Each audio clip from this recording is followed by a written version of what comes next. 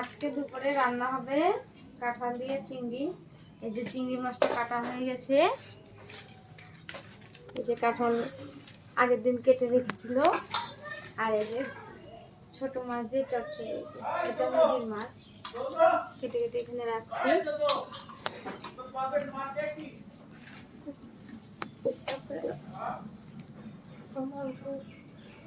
আর মাংসও রান্না হবে। এই যে মাংসটা এখনো খোলাই হয়নি, মাংসটা খুলে দিই এটা দিয়ে।